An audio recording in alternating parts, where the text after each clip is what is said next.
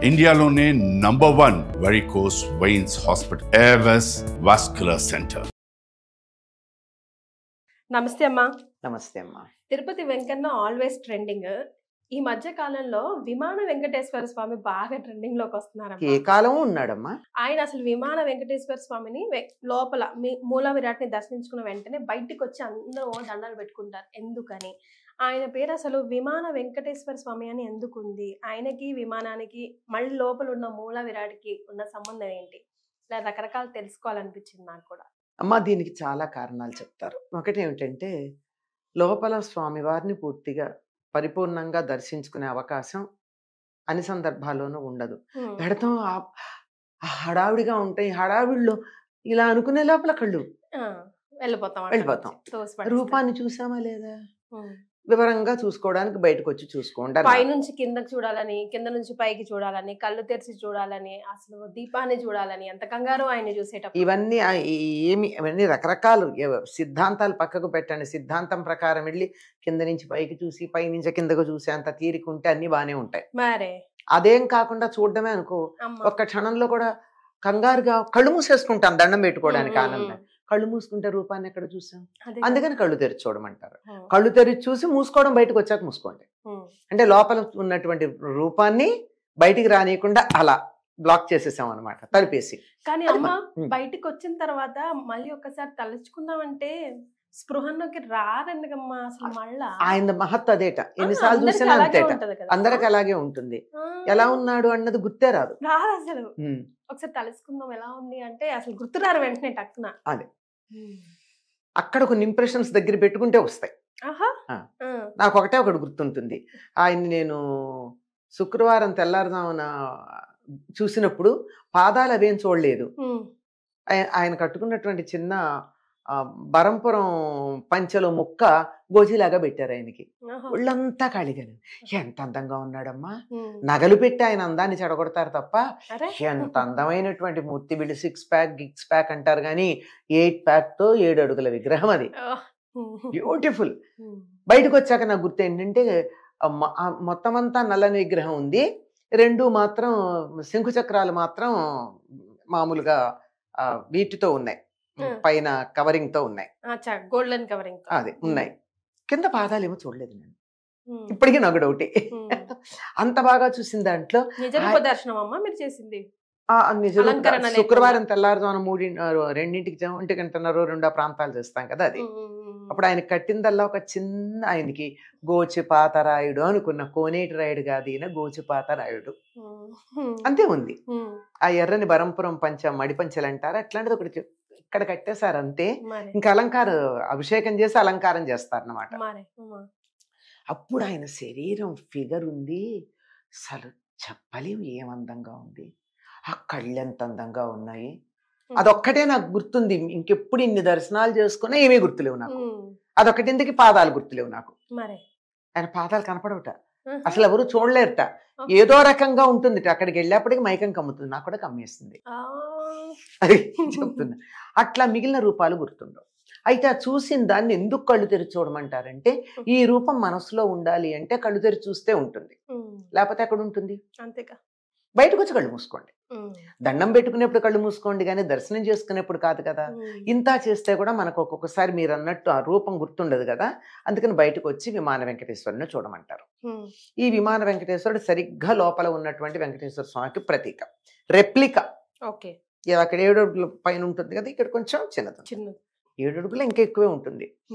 అక్కడ ఎందుకున్నాడు అంటే, అసలు దేవాలయ నిర్మాణం చేసినప్పుడు లేడు ఆయన అక్కడ.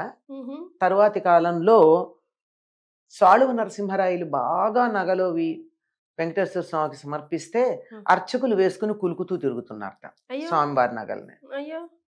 వేసుకోకూడదని ఏం లేదు కదా. వరలక్ష్మి వ్రతానికి ఏం చేస్తాం, మనం పెట్టుకున్న నగలే కదా అమ్మవారికి పెడతాం ఒకసారి కడిగేసి, తప్పేముంది అని ఇలా సిద్ధాంతాలుగా చెప్తున్నా. ఎవరు చేసిన పని వాళ్ళు అలా సర్దుకుంటారు. అలా సర్దుకునే దాంట్లో అలా ఉంటే ఆయన కోపం వచ్చి వాళ్ళందరినీ సంహరించాడు. దేవుడికి ఇచ్చింది పెట్టుకుంటారా అని. అది ఎక్కడా లోపలే. దాంతో దేవాలయం అపవిత్రం అయిపోయిందని చెప్పి 12 సంవత్సరాలు అది మరి రాజుగారు పాపం చేస్తే ప్రజలందరికీ వస్తుందిగా, దేశానికి అరిష్టం కదా. అందుకని మంచివాడిని ఎన్నుకోవాలమ్మా. ఉమ్, రాజు సవ్యంగా ఉంటే దేశం బాగుంటుంది, ప్రజలు బాగుంటారు, సకాలానికి వర్షాలు పడతాయి, ఇలాంటివన్నీ ఉంటాయి. రాజు సరిగ్గా లేకపోయినట్టయితే అన్ని క్షామాలు వచ్చేస్తాయి. ఉమ్, అందుకని దేశక్షేమం కోసం పురోహితుల వారు 12 సంవత్సరాలు అక్కడ సంప్రోక్షణాధికాలు చేస్తారు, అటువంటి పాపం ప్రజలకి రాకుండా ఉండడానికి. ఉహుం, ఆ సందర్భంలో మరి లోపలికి వచ్చి దర్శనం చేసుకోవడానికి వీలు లేని పరిస్థితి కనుక బయట దాని యొక్క ప్రతిరూపంగా తయారు చేసి పెట్టారని ఒక కథ ఉంది. ఓకే. కాదు, వ్యాసరాయల వారు కొంతకాలం అక్కడ మధ్వ సంప్రదాయం, అది లోపలేమో వైఖానసం, అమ్మా. తిరుపతి కొండ మీద ఉమ్, మధ్వ సంప్రదాయానికి చెందినటువంటి వ్యాసరాయల వారు అర్చకత్వం వహించాల్సి వచ్చింది. ఎందుకంటే ప్రధాన అర్చకుడు వెళ్ళిపోవడం, కొడుకేమో ఇంకా అర్చక బాధ్యతలు స్థానం స్వీకరించే వయస్సులో లేకపోవడంతో ఆ వ్యాసరాయల వారిని, అదే మధ్వ సంప్రదాయం. అందువల్ల వారు తను చేసేటటువంటి రోజుల్లోనే బయట దీన్ని ప్రతిష్ఠించారు అంటారు. ఉమ్, ఇలా ఏదైనా లోపల చూడలేని వాళ్ళ కోసం ఇక్కడ ప్రతిష్ఠించారని కథలు.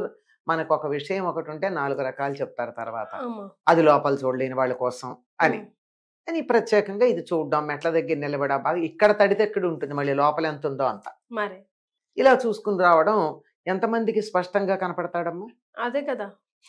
నేను విన్నది ఏమిటంటే, అసలు ఆ తలుపులన్నీ వేసేస్తే ప్రాకారం కూడా బయట నుంచి చూడడానికి, ప్రాకారం బయట నుంచి చూడడానికి పైన వెంకటేశ్వర స్వామి ప్రతిరూపాన్ని అక్కడ ఏర్పాటు చేశారని ఒక ఐతిహ్యం ఉంది. అప్పుడు ఈ ప్రాకారం ఉంది కదా లోపల, ఈ సంపంగి ప్రదక్షిణ ఇవన్నీ కాకుండా బయట నుంచి ఉంటే, అక్కడి నుంచి చూడాలంటే పైన ఉన్నది మాత్రమే కనపడుతుంది, అలా కనపడుతుందని. మరి అక్కడ ఉన్న ఆయన్ని విమాన వెంకటేశ్వరుడు అన్నారు. విమానం అంటే ఏమిటి? విమానం అంటే మన ఉద్దేశంలో ఏరోప్లేన్, గాలి మోటారు. మోటార్ మళ్ళీ ఇంగ్లీష్ పదమే, గాలి ఎందుకు చేర్చారు? గాలి మోటారు రెండు. సరే, ఈ విమానం అంటే ఏమిటి అంటే, ఆలయం కానీ భవనాలు కానీ నిర్మాణం చేసేటప్పుడు పైకప్పు ఉన్న తీరుని బట్టి పేర్లుంటాయి. గోపురము, విమానము. గోపురం అంటే ఇప్పుడు ఇట్లా పైకప్పు ఇట్లా ఉంటుంది, విమానం అంటే ఇట్లా ఉంటుంది, కొంచెం అట్లా కదా, ఇట్లా పాయింటెడ్ గా ఉంటుంది. ఇప్పుడు 4 పలకలుండి ఈ 4 పలకలు పైకి తీస్తే పిరమిడ్ ఎలా ఉంటుందో అట్లా పైన ఒక పాయింటెడ్ గా ఇటొకటి ఇటొకటి ఇటు 4 ఉంటాయి. ఇటు 2 అంచులు, ఇటు 2 అంచులు ఉండి ఈ పైన ఇలా పాయింటెడ్ గా ఉంటే అది విమానం. ఇలా ఇలా ఈ ఫ్లాట్ గా ఇలా ఉంటుంది. ఇలా గనక అన్ని 4 వైపుల నుంచి పాయింట్ ఇలా వస్తే ఇలా ఉండేది గోపురం, విమాన గోపురం. అది డిఫరెన్స్. మీరు కావాలంటే చూడండి, బయట గాలి గోపురాలు ఉంటాయి. గాలి గోపురాలకన్నిటికీ పైన ఎలా ఉంటాయి, 4 కలశాలు 5 కలశాలు పెట్టడానికి వీలుగా ఫ్లాట్ గా స్ట్రైట్ లైన్ ఉంటుంది. గర్భగుడికి ఎలా ఉంటుంది? గర్భగుడికి ఒకటే కలశం పెట్టాలి, 4 పక్కల నుంచి వచ్చి ఇట్లా పాయింటెడ్ గా. అట్లా పైకప్పు ఉంటే దాన్ని విమానం అంటారు, ఇట్లా పైకప్పు ఉంటే దాన్ని గోపురం అంటారు. ప్రాకారం దగ్గర, ద్వారాల దగ్గర, ద్వారబంధాల దగ్గర ఉండేటటువంటివన్నీ గోపురాలు. ఎన్నో గోపురాలు, ప్రతి ప్రాకారానికి ఒక గోపురం ఉంటుంది. అంటే తిరుమలలో మనకి ఇది ఒకటి, బయట ఒకటే ఉంటాయి. మిగిలిన బయటది కూడా ఇప్పుడు మనకి పెద్దగా కనపడట్లా, అంతే ఉంటాయి. కొన్ని దేవాలయాలకైతే బోలుడు గోపురాలు ఉంటాయి, బోలుడు ప్రాకారాలు ఉండి, 7 ప్రాకారాలు ఉండి, దాన్ని 4 పక్కల నుంచి వచ్చి 4 పక్కలు ఒక్కచోటే జాయిన్ అవుతాయి. అదేమో ఈ 2 పక్కలు ఇట్లా వస్తాయి, ఇలా ఇలా ఇలా జాయిన్ అవుతాయి. ఇదనమాట తేడా. విమానంగా ఉన్నటువంటి పైకప్పు ఉంది కదా, గర్భగుడికి ఎప్పుడు విమానంగానే ఉంటాయి. అలా ఉన్నటువంటి చోట పెట్టిన వెంకటేశ్వరుడు కనుక విమాన వెంకటేశ్వరుడు అన్నారు. అంటే విమానం మీద ఉన్నటువంటి వెంకటేశ్వరుడు. సో జనరల్ గా మనం వెళ్తాం, అందరం దర్శనం చేసుకొని వస్తాం, కానీ స్టోరీ బిహైండ్ ఇట్ చాలా తక్కువ మందికి తెలుసు. సో ఈ రోజు ఈ 2 కథలు చెప్పుకుంటారు. వ్యాసరాయల వారు పెట్టారని, తర్వాత సంప్రోక్షణ కోసం 12 ఏళ్ళు మూసేశారని. అలా మూసేసినప్పుడు మరి బయట నుంచి స్వామి దర్శనం కావాలంటే ఎట్లా? తిరుమలకు వచ్చారనుకో, తిరుమలకి వస్తే దర్శనం అయితే మంచిది, దర్శనం కాకపోయినా తిరుమలలో అడుగు పెడితేనే పుణ్యం. మరి అట్లాంటిది వచ్చాక విగ్రహాన్ని చూడకపోతే తృప్తి ఉండదు అంతే. అందుకోసమని ఈ ప్రాకారం బయట నుంచి చూడడానికి విమానం మీద వెంకటేశ్వరుని పెట్టారు. అట్లీస్ట్ ఆయన అక్కడి నుంచి దండం పెట్టుకుని అక్కడి నుంచి ఈ లోపల ఉన్న ఆయన ఇలాగే ఉంటాడు, మీరు చూడండి అని పెట్టింది. అప్పుడు దానికి ఎక్కడ అని వెతుక్కోవడానికి కష్టపడకుండా దాని చుట్టూతా ఒక వెండి తోరణం పెట్టారు. ఆ వెండి తోరణం మధ్య ఉన్నది. మనం ఈ మెట్లెక్కి నానా తిప్పలు పడి చూస్తే అక్కడ ఉన్నాడు అని చూడడమే తప్ప మీకు ఏమన్నా ముఖం కనపడుతుందా? కనపడదమ్మా. కనపడదు కదా, బయట నుంచి కనపడదు, దూరం నుంచి చూడడానికి. మరి అక్కడి నుంచి చూడడానికి మనకి ఇప్పుడు అవకాశాలు లేవు. అప్పట్లో అది తప్ప గతి లేని రోజు.